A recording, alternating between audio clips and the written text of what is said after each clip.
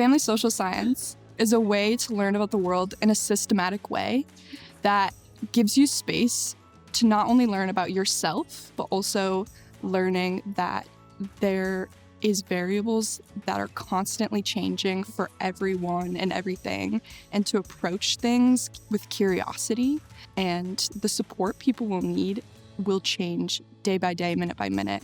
I feel like it's also really important in the major to be aware of how diverse communities are affected by different issues. And we learn a lot about that in class. But I feel like the main impact it's had on me is that the classes make me feel like I can actually make a difference. And I feel like that's been really helpful. Research in family social science means a lot to me. It means that we have an opportunity to influence how science has been done for the longest time and bring new ideas to the table. A lot of my research is grounded in culturally responsive models of doing research and practice. And so I challenge my research lab and students to think about the role of culture and context in whatever construct we're studying.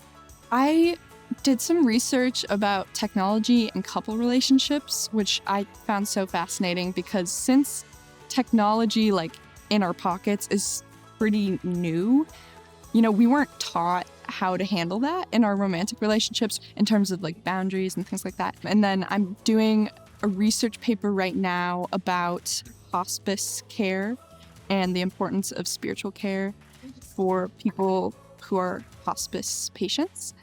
And that's been really interesting as well. Family social science is a great home at the university. The main reason that it is because as you get further in the major, your classes get a lot smaller. So everyone. So you really build a community.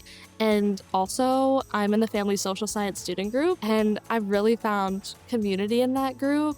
And I've met really good friends, and we have a lot of really fun events, and really shaped my experience here, especially this year. Our faculty members are very student-centered. So when students express an interest in something that maybe we just touched upon in class, say, you know what, I'm going to find you some research articles about that because we're not delving into that.